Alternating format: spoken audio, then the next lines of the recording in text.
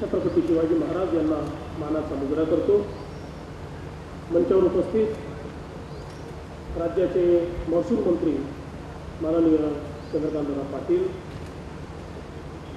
या भागातील अतिशय तडफदार नेते डॉक्टर अतुल बाबा भोसले, विशेषत्वाने या ठिकाणी उपस्थित माधवजी भंडारी, आमदार महेश दादा नांगे, नीताताई केळकर, शेखर सोरेगावकर, भरत पाटील, विक्रमजी पावसकर, रोहिणीताई शिंदे, डॉक्टर दिलीप येळगावकर, गजाननराव बाबर, अनिलजी देसाई, पृथ्वीराज देशमुख, अनुप सूर्यवंशी, सुरेशबाबा भोसले, मदनदादा मोहिते, जगदीश जगताप, विश्वास बागडी, राजाराम गरुड, दीपक पवार, सागर शिवदास, मनोज घोरपडे, या ठिकाणी मंचावर उपस्थित सर्व सन्माननीय अतिथीगण आणि उपस्थित सर्व भगिनी आणि बंधूंनो, सर्वप्रथम ज्या सर्व मंडळींनी आज भारतीय जनता पक्षामध्ये प्रवेश केला त्या सर्वांचं मनपूर्वक स्वागत करतो, अभिनंदन करतो आणि आभार मानतो। आज खूप मोठ्या प्रमाणात समाजातल्या विविध क्षेत्रातले उत्तम काम करणारे कार्यकर्ते, विविध पक्षांमध्ये चांगल्या प्रकारचं काम करणारे कार्यकर्ते हे भारतीय जनता पक्षाकडे आकृष्ट होत आहेत। या देशामध्ये ज्या प्रकारे विगत 3 वर्षापासून माननीय पंतप्रधान मोदीजींच्या नेतृत्वामध्ये भारताचं सरकार काम करत आहे, भारताला एक विकसित देश बनवण्याकरता, भारतातलं गरिबीचं निर्मूलन करण्याकरता, इथला शेतकरी असेल, शेतमजूर असेल, इथला युवक असेल, या प्रत्येकाच्या जीवनामध्ये सकारात्मक परिवर्तन झालं पाहिजे याकरता वेगवेगळ्या योजनांच्या माध्यमातून मोदी साहेबांनी ज्या प्रकारे या देशाचा कारभार चालवलाय, आज सामान्य माणसाला पटलंय की या देशाचं कल्याण, समाजाचं कल्याण, शेवटच्या माणसाचं कल्याण हे मोदी साहेबांच्या नेतृत्वामध्ये निश्चितपणे येत्या काळामध्ये होणार आहे। आणि म्हणून आज मोठ्या प्रमाणात सामान्य जनता ही भारतीय जनता पक्षावर विश्वास दाखवते। विरोधी पक्षांनी वेगवेगळ्या प्रकारे रान पेटवलं तरी देशभरामध्ये ज्या ज्या ठिकाणी निवडणुका होत आहेत प्रत्येक निवडणुकीमध्ये भारतीय जनता पक्षच विजयी होतोय। आपल्या महाराष्ट्रामध्ये नगरपालिकांच्या निवडणुका झाल्या, भाजप नंबर 1 चा पक्ष झाला, महानगरपालिकाच्या निवडणुका झाल्या, भाजपच नंबर 1 चा पक्ष झाला, जिल्हा परिषद पंचायत समितीच्या निवडणुका झाल्या, भाजपच नंबर 1 चा पक्ष झाला, आता काल परवा पुन्हा महापालिकेच्या निवडणुका झाल्या, पुन्हा भाजपच नंबर 1 चा पक्ष झाला। हा जो काही लोकांचा पाठिंबा हा भारतीय जनता पक्षाला इतक्या मोठ्या प्रमाणात मिळतोय, याचं एकमेव कारण हे आहे की समाजातल्या प्रत्येक व्यक्तीला हा विश्वास आहे की ही मंडळी प्रामाणिकपणे काम करत आहेत। मी कधीच हा दावा केला नाही की 2-2.5 वर्षामध्ये महाराष्ट्र आम्ही बदलून टाकला, मी हाही दावा केला नाही की सगळ्या समस्या संपल्या। समस्या खूप आहेत, आव्हानं खूप आहेत, पण सगळ्यात महत्त्वाचं काय आहे, राज्यकर्ते त्या आव्हानाला समोर जाण्याकरता तयार आहेत का, प्रामाणिकपणे त्याकरता मेहनत करतायत का, प्रामाणिकपणे जनतेचे प्रश्न सोडवण्याचा प्रयत्न करतायत का। आणि ज्यावेळी याच्याकडे जनता पाहते त्यावेळेस जनतेच्या लक्षात येतं की या सगळ्या आव्हानांचा सामना राज्यकर्ते म्हणून आम्ही अत्यंत प्रामाणिकपणे करण्याचा प्रयत्न करतोय आणि म्हणूनच जनता मोठ्या प्रमाणात आमच्या पाठीशी येते। आज राज्यामध्ये शेतकऱ्यांचे प्रश्न आहेत, शेतमजुरांचे प्रश्न आहेत, शहरांचे, गावांचे, सगळ्यांचे प्रश्न आहेत, पण या प्रश्नांना सकारात्मक दृष्टिकोनातून कसं सोडवता येईल हा प्रयत्न राज्य सरकारच्या वतीनं आम्ही सातत्याने करतो। आणि म्हणूनच एकीकडे या राज्यामध्ये आमचं शेतीचं क्षेत्र जे केवळ रिहॅबिलिटेशनचं क्षेत्र झालं होतं, मदत आणि पुनर्वसनाच्या पलीकडे या क्षेत्राकडे पाहिलं जात नव्हतं, पहिल्यांदा राज्य सरकारने निर्णय केला की या क्षेत्राला गुंतवणुकीचं क्षेत्र केलं पाहिजे आणि जोपर्यंत आम्ही शेतीच्या क्षेत्रामध्ये गुंतवणूक करणार नाही, सिंचनाची व्यवस्था निर्माण करणार नाही, पाणी शेतकऱ्याला देणार नाही, वीज शेतकऱ्याला देणार नाही, तोपर्यंत आमचा शेतकरी खऱ्या अर्थानं समृद्ध होऊ शकत नाही। आणि म्हणून इतक्या मोठ्या प्रमाणात त्याची कामं आपण हातामध्ये घेतली. परवा मी सातारा जिल्ह्यामध्ये येऊन गेलो आणि जलयुक्त शिवारच्या कामांची मी पाहणी करून गेलो. खरोखर मला सातारा जिल्ह्यातल्या सामान्य माणसांचं, शेतकऱ्यांचं, शेतमजुरांचं, नागरिकांचं मनपूर्वक अभिनंदन करावं असं वाटतं. इतकं प्रचंड काम या सातारा जिल्ह्यामध्ये या जलयुक्त शिवार योजनेच्या माध्यमातून चाललं आहे.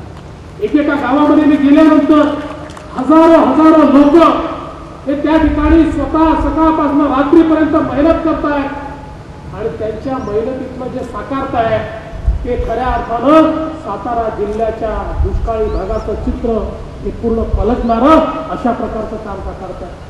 हा जिल्हा एकीकडे भरपूर पावसाचा, दुसरीकडे दुष्काळाचा, एकीकडे ओलिताचा आणि दुसरीकडे कोरडवाहूचा अशा प्रकारची ही जी काही अवस्था आहे त्या अवस्थेतनं खऱ्या अर्थानं जनतेची चळवळ उभारून जनतेच्या मेहनतीतून सरकार पूर्णपणे पाठीशी उभं राहिलं आणि सरकार आणि जनता ज्यावेळेस हातामध्ये येते त्यावेळेस दुष्काळाशी आपण कसा दोन हात करू शकतो हे आपण जलयुक्त शिवारच्या माध्यमातून आज या ठिकाणी पाहतोय. आणि एवढंच नाही तर या जिल्ह्यातल्या सिंचनाचे प्रकल्प ज्याचा उल्लेख आता बाबांनी केला, मग वांग मराठवाडी सारखा प्रकल्प इतका जुना प्रकल्प इतके वर्षापासनं न त्याचं पुनर्वसन होत आहे न प्रकल्प पूर्ण होतोय. मला खऱ्या अर्थानं मोदी सरकारचं अभिनंदन करायचं आहे की मोदी सरकारनं या ठिकाणी खऱ्या अर्थानं जे काही प्रधानमंत्री कृषी सिंचाई योजना घेतली, या कृषी सिंचाई योजनेच्या अंतर्गत सर्वाधिक प्रकल्प जर कुठले घेतले असतील तर ते आपल्या महाराष्ट्रातले घेतले आणि 26,000 कोटी रुपये महाराष्ट्राला या प्रकल्पाकरता दिले. आज वांग मराठवाडीचं काम निश्चितपणे येत्या वर्ष, दीड वर्षात, 2 वर्षात पूर्ण होऊ शकेल. तिथलं पुनर्वसन पूर्ण होऊ शकेल. तिथल्या सर्व प्रकारच्या कामांना आपल्याला पूर्णत्वास नेता येईल. अशा प्रकारचं निधीचं नियोजन देखील या ठिकाणी आम्ही केलं. कृष्णा खोऱ्यातले प्रकल्प असतील, मग ते सांगली जिल्हा असो, अजून इतर भाग सगळा असो, जी बंद पडलेली प्रकल्प होती, सोलापूर जिल्ह्यातली प्रकल्प होती, पश्चिम महाराष्ट्रातली ही सर्व प्रकल्प भारतीय जनता पक्षाचं 95 साली राज्य आलं त्यावेळेस सुरू झाली. दुर्दैवाने 15 वर्षाच्या मागच्या कार्यपद्धतीमध्ये केवळ यांच्यावर चर्चा होत राहिली, पण याचं काम पाहिजे त्या प्रमाणात झालं नाही. निधी आला पण तो कुठे गेला माहित नाही, त्याच्यात कसा भ्रष्टाचार झाला हे सांगण्याची आवश्यकता नाही आणि त्या माध्यमातून ही प्रकल्प पूर्ण होऊ शकले नाही. पण आज त्याही प्रकल्पांना मोठ्या प्रमाणात निधी देण्याचं काम हे केंद्र सरकार आणि राज्य सरकारच्या वतीनं चाललंय. एकीकडे शेतकऱ्याला पाणी देण्याचं काम आम्ही करतोय, वीज देण्याचं काम करतोय आणि आता तर शेतकऱ्याला 12 तास वीज दिली पाहिजे याकरता आम्ही आता सोलर फिडरची योजना या ठिकाणी आणलेली आहे की ज्या योजनेच्या अंतर्गत संपूर्ण फिडर हे शेतकऱ्यांचं आम्ही सोलरवर टाकणार आहोत आणि त्या माध्यमातून स्वस्त वीज, चांगली वीज आणि 12 तास अखंड वीज ही आमच्या शेतकऱ्याला देण्याचं काम हे राज्य सरकारच्या वतीनं केलं जाणार आहे. आज आपण शेतीमध्ये गुंतवणूक झाली पाहिजे म्हणून शेतकऱ्यांची कामं करतो, विहिरींची कामं करतो, मोठमोठ्या प्रमाणात या ठिकाणी पाण्याचे स्ट्रक्चर तयार करण्याची कामं करतात आणि त्यासोबत शेतकऱ्याला ड्रीपचं त्या ठिकाणी काम मिळालं पाहिजे कारण ड्रीपच्या माध्यमातून आपली उत्पादकता वाढू शकते. आज खरं म्हणजे आपल्या राज्यामध्ये सगळ्यात मोठी अडचण जर काही असेल, शेतमालाच्या भावाची अडचण आपण नेहमी बोलतो, पण हा शेतमालाचा भाव हा देशात सगळीकडे सारखा आहे पण महाराष्ट्राला तो परवडत नाही. याचं कारण काय आहे? याचं कारण आहे आपली उत्पादकता कमी आहे. आपली उत्पादकता वाढवायची असेल तर ती उत्पादकता वाढवण्याकरता आपल्याला शेतीमध्ये यांत्रिकी आणण्याची आवश्यकता आहे, आपल्या शेतीमध्ये ड्रीप आणण्याची आवश्यकता आहे, आपल्या शेतीमध्ये मायक्रो इरिगेशनची आवश्यकता आहे. आज या प्रत्येक गोष्टीकरता राज्य सरकारनं योजना तयार केली आहे आणि या योजनेच्या माध्यमातून मोठ्या प्रमाणात आपण त्या ठिकाणी पैसा देखील लावतो ज्या माध्यमातून शेतीची उत्पादकता आपल्याला वाढवायची आहे. आता आपण समूह शेतीचा देखील प्रयत्न सुरू केलेला आहे.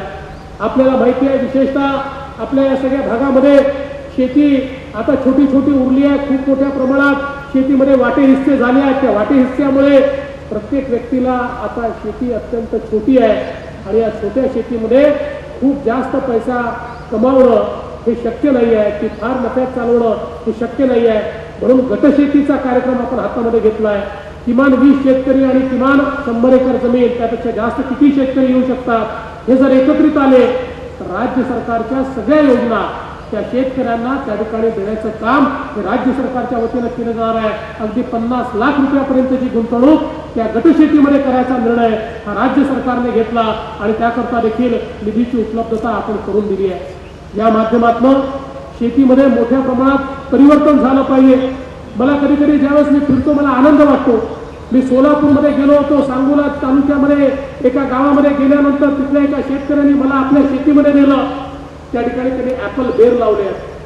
जे मोठं ऍपल सारखं पोर हे बेर त्यांनी लावलं आहे. तो म्हणाला की जलयुक्तच्या कामामधनं विहीर पुनर्भरणानंतर आमच्याकडे पाण्याची उपलब्धता झाली आणि मी ऍपल बेर लावलं. आणि त्यांनी सांगितलं की ज्या ठिकाणी मला काही फारसा नफा मिळत नव्हता 2.5 एकरामध्ये मला 25 लाख रुपये माझ्या कुटुंबाला मागच्या वर्षी मिळाले. खऱ्या अर्थानं ही किमया जलयुक्त शिवारने त्या ठिकाणी करून दाखवली. मी उस्मानाबाद जिल्ह्यामध्ये गेलो. त्या उस्मानाबाद जिल्ह्यामध्ये एका शेतकऱ्यांनी मला त्याच्या डाळिंबाच्या बागेमध्ये नेलं. नरेगातनं विहीर केली, नरेगातनं शेततळं केलं, नरेगातनं डाळिंबाची बाग लावली आणि एका एकरामध्ये 14 टन डाळिंब त्या ठिकाणी काढून त्या माध्यमातून तो शेतकरी समृद्ध झालेला आपण बघितला. त्यामुळे मोठ्या प्रमाणात हे परिवर्तन होत आहे. आज यवतमाळ सारखा जिल्हा विदर्भातला जो आत्महत्याग्रस्त जिल्हा आहे, या जिल्ह्यामध्ये मी ज्यावेळेस गेलो त्यावेळी त्या जिल्ह्यामध्ये यावर्षी उन्हाळी भुईमुगाची पेरणी मोठ्या प्रमाणात झाली. एक पीक घेणारा जिल्हा 3 पिकं घेतोय. जलयुक्त शिवारमध्ये 150 कोटी रुपये आपण खर्च केले, पाण्याची उपलब्धता झाली. तुम्हाला आश्चर्य वाटेल, उन्हाळी भुईमुग 45,000 हेक्टरवर त्यांनी लावली. एकीकडे जलयुक्त शिवारवर 150 कोटी रुपये आपण खर्च केले आणि जी उन्हाळी भुईमुग निघाली ती 450 कोटी रुपयाची निघाली. म्हणजे 150 कोटी रुपये गुंतवले आणि 450 कोटी रुपयाचा नफा आता ठिकाणी शेतकऱ्यांना मिळतोय. आणि म्हणून हे परिवर्तन मोठ्या प्रमाणात होत आहे. पण हे होत असताना काही लोक विरोध करतात, काही लोक या ठिकाणी मोठ्या प्रमाणात आंदोलनं करतात. माझी त्यांना देखील विनंती आहे, आता परिवर्तन होत आहे, जनता परिवर्तन करते आहे, जनता याच्यामध्ये उतरली आहे, शेतकरी उतरला आहे. शेतकऱ्याला हे पटलं आहे की आपलं परिवर्तन आपण घडवू शकतो, सरकार त्याच्या पाठीशी उभी आहे. आता तुमची जी ऊर्जा आहे ती सकारात्मक खर्च करा, नकारात्मक खर्च करू नका. नकारात्मक ऊर्जा खर्च केल्याने कोणाचाही फायदा होत नाही. त्याच्याऐवजी 2 गावं दत्तक घ्या, त्या गावांमध्ये जाऊन जलयुक्त शिवारची कामं करा, तिथल्या शेतकऱ्याला मदत करा. तुमच्या या सकारात्मक कार्यक्रमातनं निश्चितपणे शेतकऱ्याचं भलं होईल. आपण सगळे मिळून या महाराष्ट्रापुढच्या शेतकऱ्यासमोरचं जे आव्हान आहे ते आव्हान निश्चितपणे या ठिकाणी पेलू शकतो. आणि मी आपल्याला विश्वासानं सांगतो हे परिवर्तन येत्या काळामध्ये मोठ्या प्रमाणात दिसेल. आज 25-25 हजार कोटी रुपयाची गुंतवणूक शेतीच्या क्षेत्रामध्ये आपण करतो आणि त्या माध्यमातून हे क्षेत्र पूर्णपणे बदललं पाहिजे अशा प्रकारचा प्रयत्न हा राज्य सरकारच्या वतीनं चाललाय. आज आपण बघू शकतो आपलं सरकार आल्यानंतर सातत्याने FRP मिळाली पाहिजे याकरता आपण आग्रह धरला. आमचे दादा जेव्हा सहकार मंत्री होते, आताचे सहकार मंत्री असतील, सातत्याने आपण FRP त्या ठिकाणी मिळवून दिली. आज जर देशातले इतर राज्य बघितले तर प्रत्येक राज्यामध्ये 60% FRP मिळाली, 60%च्या वर शेतकऱ्यांना FRP मिळाली नाही. पण मला सांगताना आनंद वाटतो आता हे 3रं वर्ष येईल. गेल्या 2 वर्षामध्ये लगातार 99% जास्त FRP देणारं राज्य जर कुठलं असेल तर ते आपलं महाराष्ट्राचं राज्य आहे.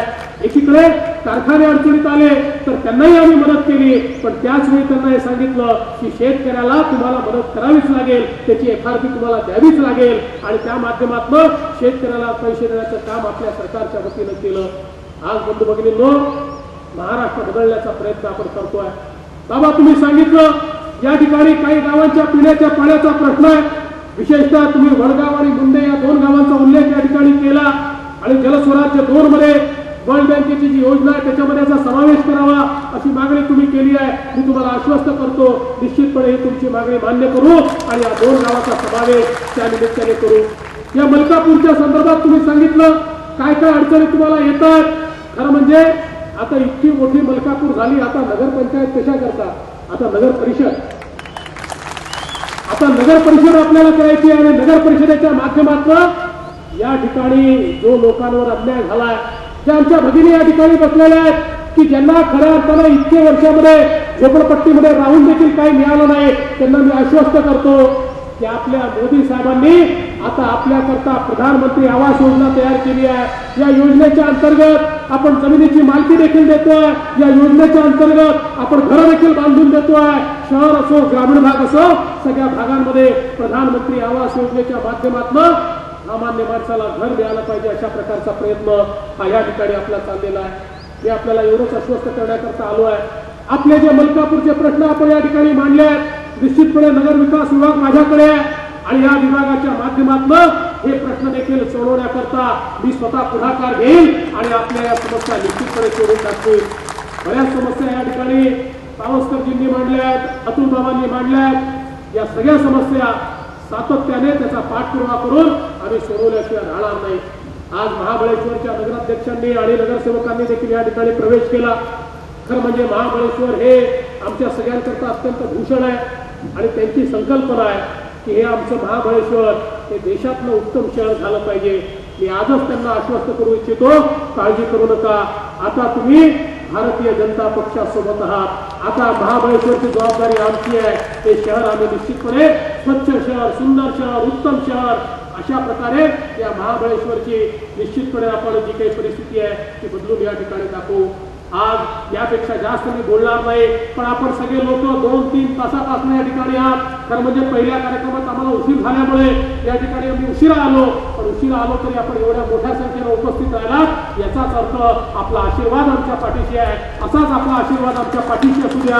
मी तुम्हाला एवढाच शब्द देतो, आम्ही प्रामाणिकपणे काम करू, तुमच्याकरता काम करू, कधी बेईमानी करणार नाही, कधी स्वतःचा विचार करणार नाही. समाजाकरता, जनतेकरता, शेतकऱ्याकरता, शेतमजुराकरता आपण काम करत राहू. महाराष्ट्र बदलून दाखवू एवढीच आपल्याला विनंती करतो आणि माझं बोलणं संपवतो. धन्यवाद. जय हिंद, जय महाराष्ट्र. राज्याला